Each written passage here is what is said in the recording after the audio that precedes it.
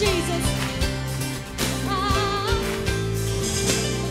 Almighty God, my Redeemer, my hiding place, my sacred. Olá, repórter Palmeirada, agora junto de uma pessoa muito ilustre da nossa história, que representa a família Gaia e a família Duarte, dentre outros agregados que existiram também. E em verdade ele representa a história de Palmeira dos Índios, porque essas duas famílias têm uma significação extremamente importante à nossa memória. Então, para falar dessa questão da história de Palmeira dos Índios, eu tenho o prazer de chamar aqui, de estar ao lado do nosso amigo Raimundo Gaia Duarte, né? Que é meu amigo também, passamos muitas coisas na infância, vivenciamos muitas coisas, mas muito obrigado, Raimundo, por estar recebendo a gente, eu e o Gilberto, né? Hoje estamos a um dia do grande encontrão histórico para Palmeira dos Índios. Eu quero começar perguntando, Raimundo, para você, como é que foi, qual é a importância, digamos assim, da história de Palmeira dos Índios para a própria Palmeira dos Índios, para o próprio povo de Palmeira dos Índios saber, conhecer? Primeiro, é um prazer estar aqui com vocês.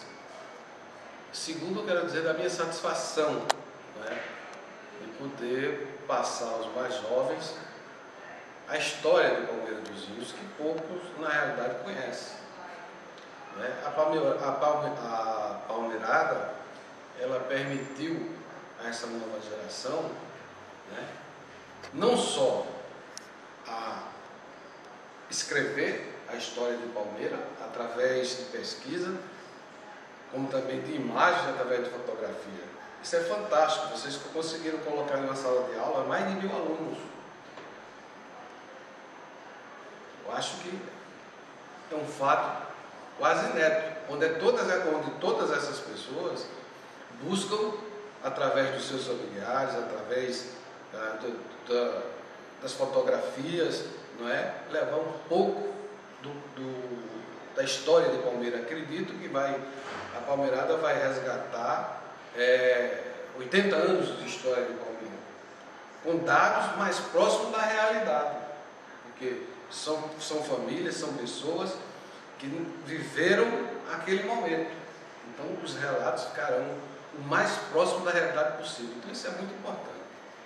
Na história de Palmeira dos Índios, você poderia citar alguns fatos e personalidades ilustres, no qual você gostaria de destacar para que a gente entendesse melhor essa história de Palmeira, o valor dela? Olha, se fosse nominar, nós evidentemente cometeríamos injustiças, né? Em cada segmento teve uma pessoa importante em Palmeira dos Índios. No segmento político tivemos vários, vem desde Medeiros Neto, Minério de Pimentel, Zé Araújo, J. Duarte, Helenildo Ribeiro, enfim, uma gama de pessoas que politicamente contribuíram para que Palmeira se desenvolvesse, né? Na parte cultural, que Palmeira sempre foi muito rica nesse campo cultural. Para que você tenha uma ideia, a minha juventude, nós construímos teatro em Palmeira, construímos mesmo. Em que ano mais ou menos? Na década de 70.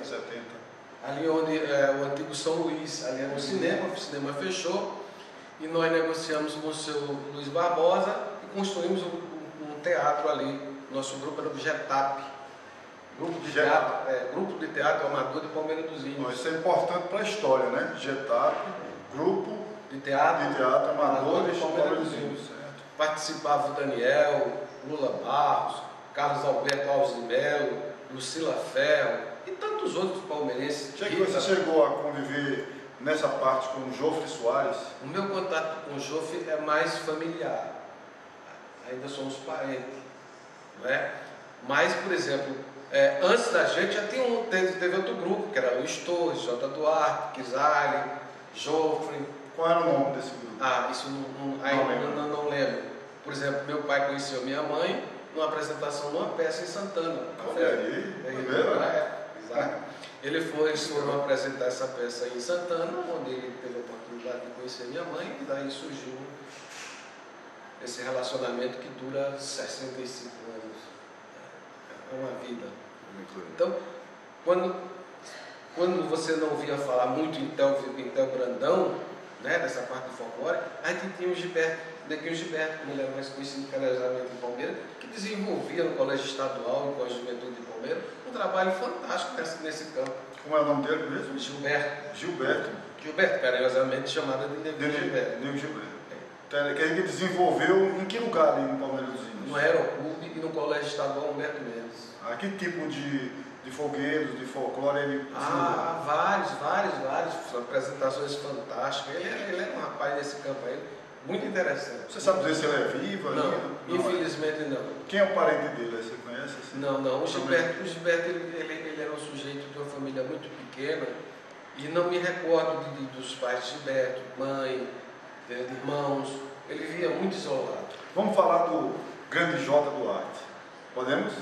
Podemos, apesar de ser suspeita. Mas porque ser suspeita mesmo, que é importante, porque são vertentes importantes da vida.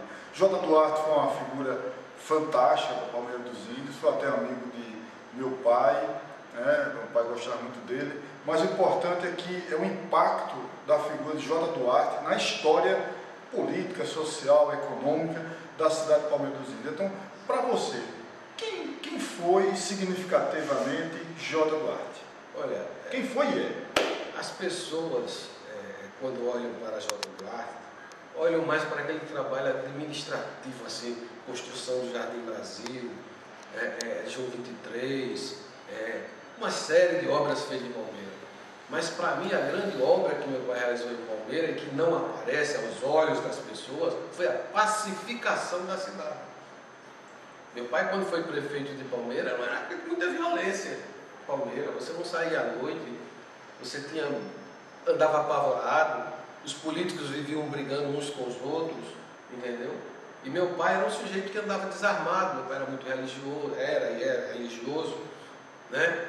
E com isso, com esse jeitão dele, pacificador, ele conseguiu acabar com isso. E graças a Deus, os prefeitos que o sucederam também deram oportunidade a isso. Isso não só foi uma obra de um homem só, né?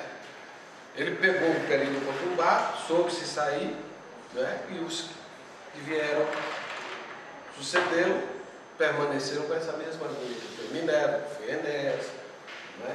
Quer dizer que você consideraria ele um pacificador do Palmeiras dos Índios? Essa é a minha grande visão. Como também um homem que fez um trabalho fantástico. Nós tínhamos um carnaval em Palmeiras que... Eu gostava. Também, né? A Praça da Independência, ali era o nosso clube, né? Era o clube da sociedade de Palmeiras. Eu não sei se você participava, Major, eu não sei se Gilberto participava também, acho que porque devido à idade, mas a gente saía na rua, tinha uns blocos, né? E todo mundo saía nas ruas tocando, a gente cantava e tocava mesmo. Eu mesmo cantava horrível, né? Mas eu estava lá curtindo lá. Mas é interessante, as pessoas abriam as portas, a gente entrava, o bloco todinho, entrava na casa da pessoa, sem violência nenhuma, sem bagunça nenhuma, só diversão. Quando a gente entrava lá, estava a mesa posta, comida, bebida de sobra ali pra gente. Aí a gente fazia aquela curtição ali, às vezes o dono da casa saía junto com a gente, aí depois lá na frente entrava em casa e nunca sem nenhuma violência, né? Você pegou isso? Peguei, claro. Brinquei muito assim, muito. A gente entrava nas casas e gozava, eu melava a casa toda, com água, com pó, não é? Comia. E o dono da casa recebia a gente com o maior prazer, com a maior satisfação. Lá em casa mesmo era um ponto certo, né? Todos os blocos passavam lá em casa. Então eu não precisava ir para a rua brincar. Não, eu ia em casa mesmo. Quem que criou o curso? O curso não é originário de Palmeiras. Eu sei, mas quem é que conseguiu fazer aquele curso, aquele circuito que existia? O curso era um circuito que existia que os carros todos passavam, né? Exatamente, onde as pessoas ali ficavam, né, desfilando, né? Desfilando, levando aquela porradinha de saco de bexiga com água, né? E saía brincando. Essa foi o Caetano Pinto, que chegou ontem, do Amapá, viu? Ele sacudia aquele saco lá de cima de casa, né? O Coço em si era uma tradição do carnaval a nível do Brasil, não é? Em Palmeiras apenas se organizava o trajeto. Conseguiu fazer, né? Conseguia Agora fazer. vamos falar do futuro, né? Como hoje é uma entrevista mais resumida, eu queria que você dissesse para a gente, na sua experiência do passado, que você teve porque existe dentro de você, e teve porque você vivenciou. O que você sugeria para as melhorias, quais são as propostas que você teria para o futuro de Palmeiras dos Índios, para as futuras e próximas gerações? Primeiro, essa geração tem que entender que o período político é só aquele período pré-eleitoral. Depois tem que se juntar. E não ficar destruindo, não dando sequência à obra. O Palmeiras tem muito isso. Você começa uma obra, vem outro prefeito, o cara não aparecer, deixa a obra de lado. Então essa falta de dar sequência aos bons projetos, isso atrasa muito a cidade. O outro é tentar acabar com essa história de uma monocultura. Eu acho que o grande problema de Palmeiras foi a introdução do gado de corte. Do gado, você acha que é um problema? Acho que é um problema, porque você tirou o homem do campo. Né? Antigamente as fazendas de algodões, de milho, feijão, você tinha centenas de pessoas morando no campo. Com a introdução do gado, essa mão de obra ficou perdida. Não é?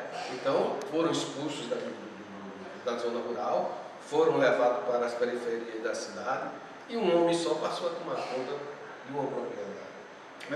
Quais são as culturas? E se foi tentado. Se foi tentado. Meu pai, ele teve uma visão bastante progressista. Ele tentou, através da sementeira, introduzir, através da festa da pinha, da festa do amendoim. O objetivo não era a festa da pinha nem do amendoim. Era estimular o agricultor a produzir. Né? Porque ele produzindo, mais trabalho, homem no campo. Não é? Então, infelizmente, isso a gente não... Você é contra a industrialização do Palmeiras dos Índios? De forma alguma. Eu acho que é salutar para o município.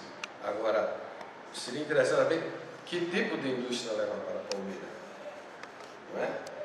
Que tem uma vocação para o local. Qual a vocação industrial do Palmeiras dos Índios? Seria a reabilitação do plantio de algodão?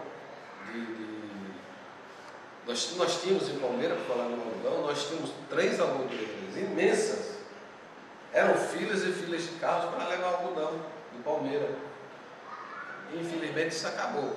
Palmeiras era vocacionada para esse campo industrial. Agora me parece que existe um movimento lá ligado a essa parte de costura, de fabricação de roupa. Também é interessante. Né? Só que você vai se conflitar com o polo de Pernambuco, que é muito próximo. Muito forte já. E forte. Né? Não sei até que ponto esse caminho é o caminho correto. Né? Laticínios. Né? Nós já temos uma indústria de laticínio forte. Agora, até que ponto o dono da empresa vai querer investir mais em Palmeiras? Quando a gente sabe que ele está explorando outros estados. Né? Para ele, o industrial, ele vai para onde economicamente é mais rentável. Tem que ter uma atração Uma maior. atração maior para ele, né? Agora vamos fazer o seguinte, você olha agora, foca nele aqui, e você vai dar uma mensagem para seus amigos que vão estar assistindo o Encontrão, para você, pessoas que vieram de longe, de outros lugares, a mensagem que você tem para eles. A minha mensagem seria propriamente um lamento de não poder estar presente a esse encontro. Com certeza iria encontrar velhos amigos de infância, que não tem coisa melhor. Hoje em dia a gente já tem cabelo grisalho, quer dizer, posso dizer cabelo, né?